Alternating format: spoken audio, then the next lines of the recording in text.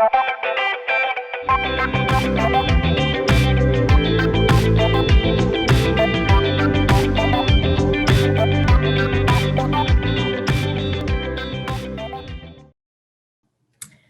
à tous, mon nom est Sarah Charbonneau et je vous souhaite la bienvenue à ce point de presse du Centre intégré de santé et de services sociaux de l'Abitibi-Témiscamingue du 12 mai.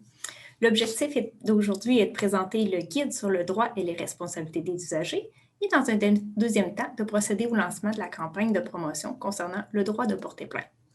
4 porte-paroles seront aujourd'hui avec nous. Dans un premier temps, pour la première portion de l'activité, les porte-paroles sont Mesdames Mélanie Sigouin, agente de planification, programmation et de recherche à la direction Qualité, Évaluation, Performance et Éthique, suivie de Madame Claudette Carignan, présidente du comité des usagers du Centre intégré de santé et services sociaux de l'Abitibi-Témiscamingue, puis de Madame Julie Lahaye, commissaire aux plaintes et à la qualité des services du CISAP. Alors, je laisse d'entrée de jeu la parole à Madame Sigouin. Oui, bonjour. Ça me fait plaisir de représenter la direction qualité là, pour vous présenter notre projet concernant les droits et responsabilités des usagers. Peut-être vous dire d'abord que le projet provient des exigences d'Agrément Canada qui stipulent entre autres que les usagers doivent être bien informés de leurs droits. Dès le départ, la direction qualité a désiré s'associer avec les représentants des comités d'usagers et comités de résidents, puisqu'ils sont des intermédiaires importants là, avec nos usagers. Notre comité était piloté par Marie-Lise Lecomte, qui est conseillère cadre à la direction qualité. Ce comité-là compte plusieurs mois de travail, puis je soulignerais le sérieux de la démarche. On a tenté beaucoup de s'assurer qu'on avait une compréhension commune des principes et puis que le vocabulaire était accessible à tous. Alors, ce fut vraiment un beau mandat auquel j'ai apprécié contribuer, puis nous sommes vraiment fiers du travail qui a été accompli. Alors, je laisserai la parole à Mme Carignan.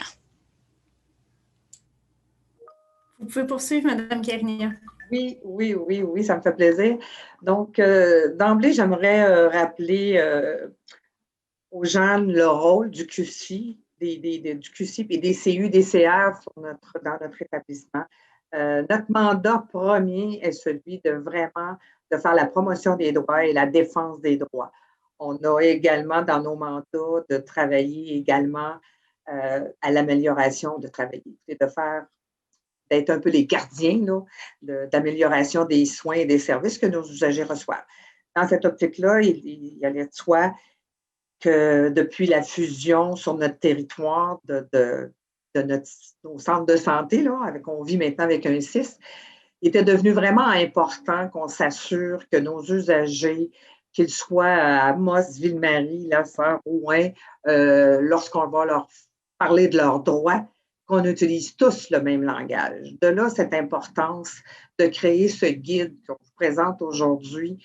En fait, s'assurer que nous, nos bénévoles qui travaillent très fort à faire cette promotion-là, qu'on ait tous le même libellé, le même langage et la même compréhension, parce que c'est nous qui s'adressons à nos usagers pour leur dire « voici vos droits ». Donc, ce travail-là était très important et est devenu primordial.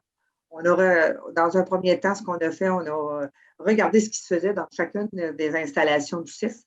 On a rapatrié tous ces dépliants-là qui pouvaient exister sur notre territoire du CIS. On est allé aussi avec la loi, ça va de soi. Et à partir de là, on s'est dit, on va l'écrire, ce guide-là, pour que quand on va parler à nos usagers, qu'on vienne de n'importe quel milieu, qu'on soit capable de le comprendre. Moi, je suis fière du résultat. Nos membres aussi, ils ont été consultés, ça va de soi. Et maintenant, on travaille avec cet outil-là, puis on veut vraiment que nos usagers, lorsqu'on va leur parler de leurs droits, ils reçoivent la même explication partout sur notre territoire. Voilà. Peut-être, si je peux continuer de mon côté. Donc, je suis la commissaire aux j'embarque pas, je ne sais pas si je vais finir par embarquer. Donc, c'est Julie Laèche, la commissaire aux plaintes à la qualité des services là, pour le centre intégré. Donc, nous aussi, hein, on a vraiment un rôle au niveau de la promotion des droits et au niveau des droits des usagers. Donc, vraiment de travailler avec un outil qui vient vraiment clarifier quels sont les droits, quelles sont les responsabilités. C'était vraiment, c'était un plaisir pour nous de travailler et d'en faire la promotion, c'est dans nos mandats, évidemment. On dit toujours, si on veut que les usagers fassent valoir leurs droits, si on veut qu'ils respectent leurs obligations, ils doivent les connaître. C'est la base. Donc, je pense qu'on a maintenant un outil qui est régional, qui est clair, qui est simple, que les gens vont pouvoir facilement retrouver. Donc, je pense que ça va vraiment être aidant là, pour la population. Évidemment, vous allez retrouver à l'intérieur là, du guide 16 droits et 12 responsabilités. Ce n'est pas des éléments qu'on a sortis de nos chapeaux. Hein. Donc, comme ils l'ont mentionné avant moi, c'est des éléments qu'on a retrouvés dans les anciens guides, dans les codes d'éthique qu'on avait dans les différents, les anciens établissements, mais également, c'est des droits et des obligations qu'on retrouve dans les lois qui encadrent le réseau de la santé. Donc, beaucoup entre autres dans la loi sur les services de santé, les services sociaux, dans le Code civil, entre autres. Donc, c'est vraiment, on s'est basé sur les encadrements légaux, tout simplement. Donc, c'est vraiment là-dedans qu'on les retrouve. Et peut-être également mentionner qu'on a déjà fait aussi un grand volet de promotion auprès des gestionnaires et des employés de l'établissement, parce qu'on est convaincu que plus les gens vont connaître les droits des usagers, plus ça va être garant de la qualité des services. Je pense que tout le monde va être gagnant à ce niveau-là. Merci beaucoup, Madame Lair. Nous sommes déjà rendus à la deuxième portion de l'activité qui vise à procéder au lancement de la campagne concernant le droit de porter plainte. Pour ce faire, 3 porte-paroles sont présentes. En plus de Madame Lahaye et de Madame Carignac qui se sont déjà adressées à vous, Madame Josée Larivière, directrice générale du Centre d'assistance et d'accompagnement aux plaintes de l'Abitibi-Témiscamingue, s'adressera à vous. Alors, tout de suite, Madame Lahaye, je vous laisse nous donner davantage d'informations. Oui, en fait, comme je viens de le mentionner, hein, dans le guide, vous allez retrouver 16 droits. Donc, et évidemment, il y en a un qui est particulièrement important à mon niveau, c'est le droit de porter plainte. Donc, c'est bien reconnu dans la loi qu'un usager ou son représentant peut venir exprimer son insatisfaction à l'établissement. Et c'est clair que ça doit être fait sans risque de représailles. Et pour l'établissement, c'est vraiment l'occasion d'avoir de l'information sur le vécu de l'usager, de savoir ce qui doit être amélioré. Pour vous donner une petite idée, l'année passée, suite aux enquêtes là, de l'équipe de la commissaire aux plaintes, c'est plus de 430 mesures d'amélioration qui ont été mises en place suite aux plaintes et aux signalements reçus de la part des usagers. Donc, c'est quand même pas rien et les établissements, les installations ne peuvent pas se priver de cet apport-là, de toute cette information-là.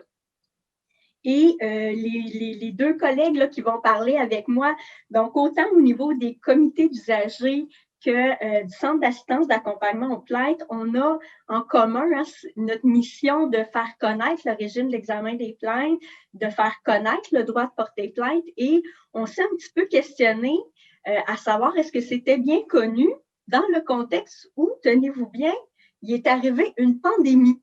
Hein? Je n'apprends rien à personne. Donc, on ne se le cachera pas, on s'est demandé, est-ce que malgré la pandémie, est-ce qu'on est aussi visible? Est-ce qu'on est aussi accessible? Parce que habituellement, nos modes de promotion étaient très présents sur le terrain. Hein? Donc, on faisait des conférences, on était sur les étages, dans les installations, on allait voir les gens dans des kiosques. Donc, on avait des façons de faire la promotion qui étaient très en contact avec les gens. Et là, pendant un certain temps, hein, ça a été beaucoup plus difficile. Et même chose, nous, au niveau de notre travail, on était tous en télétravail, donc peut-être un peu moins accessible physiquement. Donc, on s'est un petit peu questionné et je pense de part et d'autre, on n'était pas les seuls acteurs à avoir ces questionnements-là. Et le moment était bien choisi, je pense, pour faire peut-être une promotion axée sur le droit de porter plainte.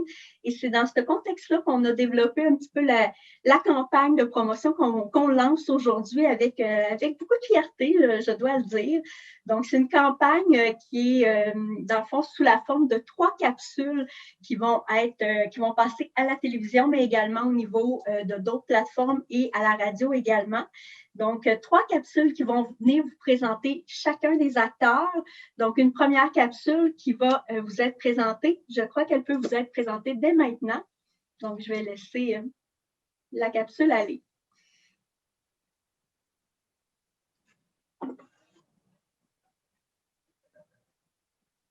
Je pense qu'on n'a pas le son de la capsule.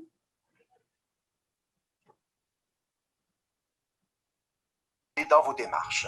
Ensemble, on peut améliorer la qualité des services.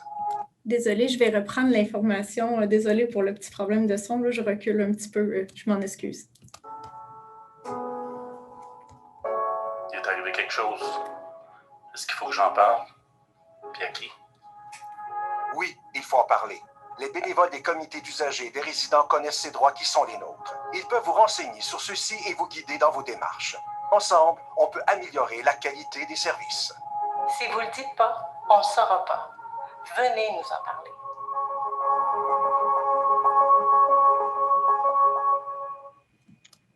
Donc, c'est la première des capsules. Je laisserai peut-être mes 2 partenaires dans la campagne là, vous présenter un petit peu leur mandat puis un petit peu la suite là, de la campagne. Merci, Madame Carignan. Je vous invite à reprendre la parole. Merci. Effectivement, comme je mentionnais tantôt au niveau de nos mandats, au niveau des comités d'usagers et des comités de résidents, on a aussi le mandat d'accompagner les usagers. Ils peuvent nous contacter lorsqu'ils ont vécu une situation, ils ont peut-être face à certaines difficultés. Ils peuvent vraiment s'adresser au comité d'usagers pour leur dire « Moi, là, j'ai vécu ça ». On fait le lien avec leurs droits et on les amène aussi à le faire parce que c'est toujours dans un but d'améliorer un service ou un soin qu'ils ont reçu.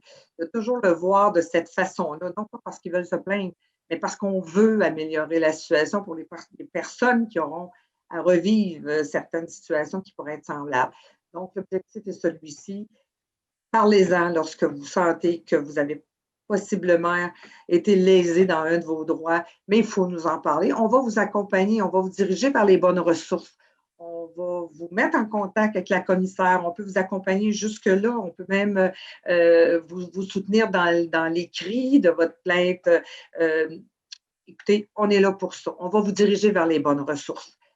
On pourrait vous diriger également vers le CAAP qui vont vous parler tantôt pour vous accompagner justement pour faire part de vos insatisfactions ou de votre plainte.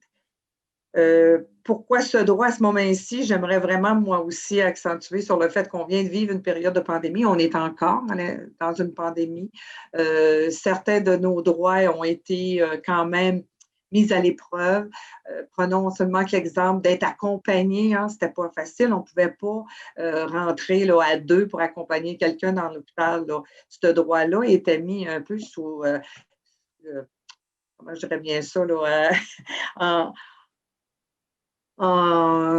meilleur, plus encadré avec la loi sur les mesures sanitaires. Donc, on ne pouvait pas nécessairement accompagner quelqu'un, même si ce droit-là existe actuellement. À cause de toutes ces règles-là, ça ne l'était pas. Donc, c'est important aujourd'hui de dire à nos usagers, avec ces capsules-là, on est là, vous recevez des soins, il se passe quelque chose qui ne va pas, il faut en parler. Venez nous voir parce que c'est comme ça qu'on va s'assurer que les soins et les services sont de meilleure qualité dans notre système. Merci, Madame Larrière. Je vous invite à ouvrir la caméra et à poursuivre, s'il vous plaît. Bonjour à tous, merci de me recevoir.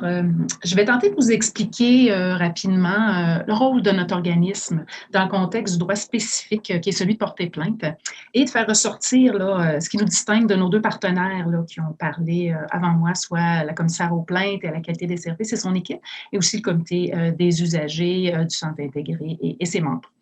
Donc, le Centre d'assistance et d'accompagnement aux plaintes Abitibi-Témiscamingue, c'est un organisme communautaire régional financé par le ministère de la Santé et des Services sociaux. Nous couvrons le même territoire que nos partenaires ici présents, soit tout l'Abitibi-Témiscamingue. Notre mandat, il est prévu à la loi sur les services de santé et les services sociaux. c'est d'assister et accompagner sur demande tout usager ou son représentant qui est insatisfait des services reçus ou qu'il considère qu'il aurait dû recevoir dans sa démarche de plainte. Parmi l'ensemble des droits des usagers qui sont présentés dans le guide explicatif qui a été lancé aujourd'hui, dans le fond, nous incarnons spécifiquement ce droit qui est celui de porter plainte. Je trouve important de préciser que notre organisme est indépendant du réseau de la santé et des services sociaux. Cette question nous est fréquemment posée par les gens qui s'adressent à nous. Par exemple, en effet, ils peuvent avoir peur de représailles ou par inquiétude face au processus de plainte. Le fait d'être accompagné par un organisme qui est externe, pour plusieurs, ça s'avère rassurant. De plus, je mentionne aussi que nos services sont gratuits, confidentiels et sont offerts par une équipe de personnel professionnel. Pour bien comprendre ce qui nous caractérise de nos deux partenaires du régime d'examen des plaintes et ce qui nous rend complémentaires, je pense que c'est important de le spécifier dans le cadre de l'amélioration des services aux usagers. Voici en quelques mots comment se déploient de façon bien concrète nos services. L'assistance qu'on offre consiste à informer évidemment les gens sur le processus de plainte, de rédiger sur demande une lettre de plainte. Donc, la majorité des gens qui utilisent nos services pour la plainte utilisent notre service de rédaction de la lettre de plainte. Et cette lettre-là doit être à l'image de leur situation, telle qu'ils l'ont vécue, doit prendre en compte leurs attentes. Évidemment, c'est leur lettre de plainte, c'est leur démarche de plainte, ce n'est pas la nôtre. Nous sommes en quelque sorte les facilitateurs, si je peux dire. Ensuite, nous allons acheminer la lettre. Nous nous assurons de faire le suivi avec l'usager des démarches, notamment afin qu'il respecte les délais pour bien faire, respecter leur droit de porter plainte dans les délais lorsqu'il y en a. On fait aussi avec eux le suivi des correspondances diverses, particulièrement le suivi des conclusions rendues. Également, on va les accompagner, si le désir, dans les rencontres avec le responsable du traitement de la plainte, par exemple avec la commissaire aux plaintes et à la qualité des services et les membres de son équipe. On va aussi aller jusqu'en deuxième recours, ce qui veut dire que si le plaignant n'est pas satisfait des conclusions rendues, des résultats de la première démarche, nous allons pouvoir accompagner cette personne-là auprès du protecteur du citoyen ainsi que du comité de révision. Également, en temps de pandémie, c'est plus ou moins vrai, mais sur demande, les entretiens avec les plaignants peuvent se faire en présence dans notre bureau à Rouyn-Noranda ou partout sur le territoire. On va se déplacer. Donc, si quelqu'un le demande, pour certaines personnes, avoir vécu une situation difficile dans le cadre de la prestation des services, le fait de pouvoir nous rencontrer, c'est une approche qui est plus personnalisée, évidemment, plus conviviale. Ça va aider à la création du lien de confiance, au partage qu'elle va faire. Je veux aussi préciser qu'on peut assister les usagers qui ont reçu des services à l'extérieur de notre région dans la même démarche de plainte. Je dirais aussi que le genre de témoignages reçus de la part des personnes qui utilisent nos services sont, par exemple, que sans notre soutien, ils auraient peut-être abandonné la démarche. Nous entendons régulièrement aussi le fait qu'ils se sont sentis écoutés, bien écoutés, compris dans leur vécu, sans jugement. Évidemment, nous les aidons à bien saisir la raison d'être du droit de porter plainte. Ça sert à quoi? Ça sert principalement à l'amélioration de la qualité des soins et des services. Ce qu'on aime à dire, c'est que le Centre d'assistance d'accompagnement de l'Abitibi-Témiscamingue, c'est un service clé en main, si je peux dire, du début à la fin du processus. Je terminerai en mentionnant la belle et grande collaboration qui existe entre les trois acteurs du régime d'examen des plaintes qui sont présents aujourd'hui. Les capsules vidéo sont une belle illustration, mais au-delà de cette initiative, notre complémentarité se vit sur le terrain au quotidien. Il est fréquent que nous nous référions des usagers. On se sollicite aussi pour différentes, pour différentes questions, précisions, des événements aussi. Donc ça, c'est quelque chose qui est très, très apprécié. Je tiens à les remercier de leur confiance en ce qui a trait à l'aide qu'on apporte aux usagers qui souhaitent faire valoir ce droit si important, qui est constructif, qui est celui de porter plainte. Merci. Merci beaucoup, Mme Larivière. Nous en sommes à la période de questions. Alors, j'invite les représentants des médias à adresser leurs questions, si possible, en précisant à qui ils souhaitent adresser la question.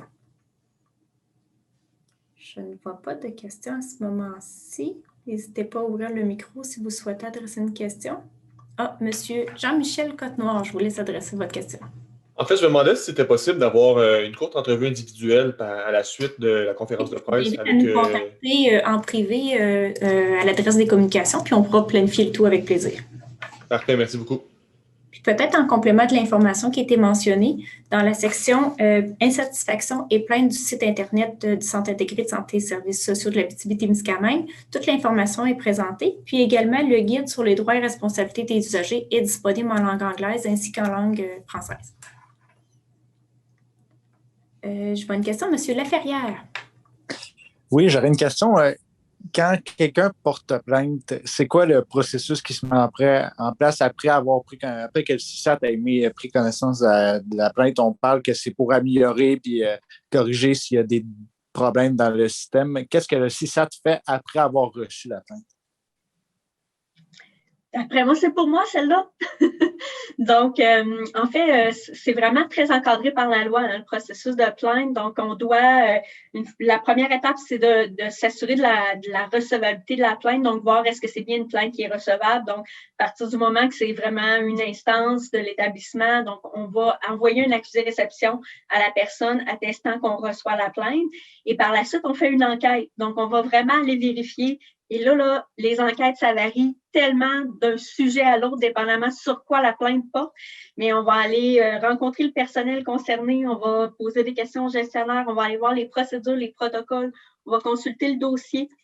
Donc, on va vraiment faire une enquête de fond en comble. On a 45 jours de calendrier pour faire cette enquête-là. Évidemment, si ça dépasse, on va aviser l'usager des raisons pour lesquelles on ne peut pas conclure dans le 45 jours. C'est rare que ça dépasse. On respecte les délais là, à peu près cette année à 98% des cas. Et dans les 45 jours, on va rendre nos conclusions à l'usager. Donc, par écrit, si la plainte est écrite, verbalement, si la plainte est verbale, mais normalement, on le fait quand même par écrit, là, je ne vous le cacherai pas. Donc, normalement, la conclusion va être par écrit là, à l'usager qui va savoir les constats qu'on a faits. Est-ce qu'on a vu qu'il y avait des correctifs à faire? Il va y avoir des recommandations ou non de fait. S'il y a des recommandations, elles vont être adressées au gestionnaire, au directeur ou à l'établissement, à l'instance concernée, parce qu'entre autres, on couvre également hein, tout ce qui est résidence privée pour aînés, les organismes communautaires en santé et services sociaux. Et c'est le comité de vigilance et de la qualité du conseil d'administration qui va également faire le suivi de ces recommandations-là. Donc, si par exemple, on fait une recommandation, on va souvent mettre un délai pour la mise en place des mesures. Donc, si par exemple, c'est quelque chose qui est relativement simple, on peut demander un suivi dans les 30 jours, un suivi dans les 15 jours, dépendamment s'il y a urgence. Et par la suite, le comité de vigilance va vraiment s'assurer du suivi. Donc, on a des grands tableaux avec l'ensemble des recommandations et ils reçoivent l'ensemble des suivis qui ont été mis en place. Merci, Mme Lay. Prochaine question, M. Pierre-Olivier Poulin. Oui, ma question va être en deux parties. La première, ça semble être une initiative régionale propre à l'Abitibi-Témiscamingue. Est-ce que ça peut être quelque chose qu'on peut retrouver un petit peu partout dans la province?